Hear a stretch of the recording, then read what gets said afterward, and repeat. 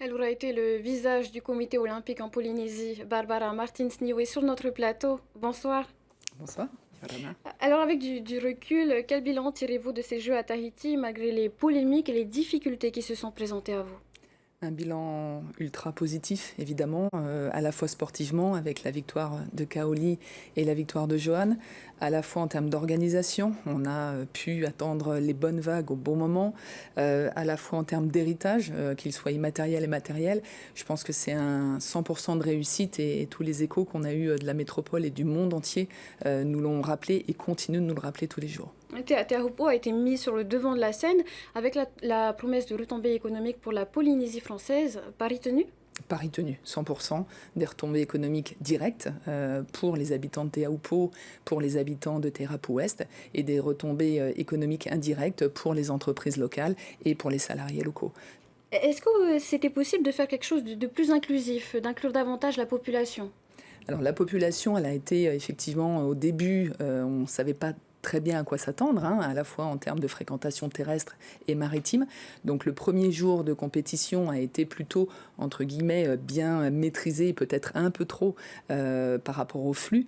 On s'est adapté dès le soir même. On avait, en sein de nos réunions entre le pays, le Haut-Commissariat et Paris 2024, on s'est réunis et dès le lendemain matin, on a assoupli l'ensemble des dispositifs pour permettre à la population de rentrer un peu plus avec ou sans billet et d'être un peu plus inclusif. Donc ça a été fait en conduite très très rapidement dès la fin du premier jour. Alors, très prisé, notamment à Te Ahupo, il y avait plusieurs fan zones organisées. L'afflux de visiteurs était-il à la hauteur de vos espérances? Alors l'afflux, il faut savoir qu'il n'y a jamais eu de visiteurs et jamais eu de fan zone à Te Aupo. Donc c'était une première. Il faut se baser sur 20 ans de WSL sans afflux de visiteurs. Donc pour la première fois, il y avait un écran géant. Pour la première fois, il y avait des animations, des stands, des concerts. Donc tout ça, c'était vraiment une première fois. Et comme toutes les premières fois, eh ben, c'est pareil. On se règle, on ajuste nos dispositifs. Donc on a eu en moyenne une fréquentation jour de 600 personnes jour, ce qui était l'objectif. Mais bien sûr, 600 personnes étalé tout au long de la journée. D'où les premiers jours, cette impression plus ou moins de vide.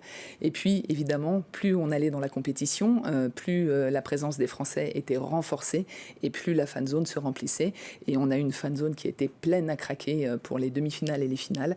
Et on a pu ouvrir la fan zone et laisser tous les spectateurs de la fan zone, plus tous les résidents, accéder à la pointe Whare Maora pour assister en direct à la cérémonie de remise des médailles.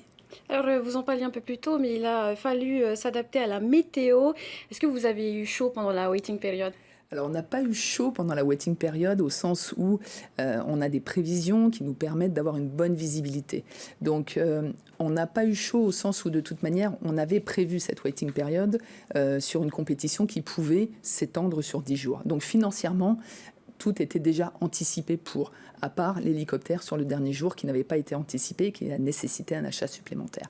Mais globalement, on n'a pas eu chaud. On a tellement tous travaillé pour faire en sorte de renvoyer les meilleures images et pour faire en sorte de donner le meilleur spectacle, à la fois en termes de surf et la meilleure image de la Polynésie française, qu'on voulait s'assurer de le faire dans les meilleures conditions. Donc on a attendu, on a beaucoup discuté, on a beaucoup échangé, mais on était tous d'accord sur le fait qu'il fallait garantir la meilleure image et les meilleures conditions pour nos sportifs. Ouais, effectivement, ça aboutit à de très belles images et un très beau spectacle. Ces JO ne laisseront pas que des souvenirs aux Fénois, mais également des infrastructures. Que vont-elles devenir? Ces infrastructures, en fait, il y en a plusieurs. Il y a toutes les infrastructures pérennes qui ont été mises en place par le pays. Donc, typiquement, effectivement, la passerelle piétonne de Te Aupo qui va rester, la rénovation de la marina de Te Aupo. Il faut aussi souligner l'arrivée de la fibre professionnelle sur Te Aupo qui, derrière, va pouvoir se transformer en fibre dans les maisons et chez les habitants. Il y a aussi toute la potabilité de l'eau qui est arrivée jusqu'au domaine rose. Donc, tout ça, c'est de l'héritage qui est tangible et qui améliore la qualité de vie des habitants et des riverains. Et puis il y a tout l'intangible aussi qui est présent.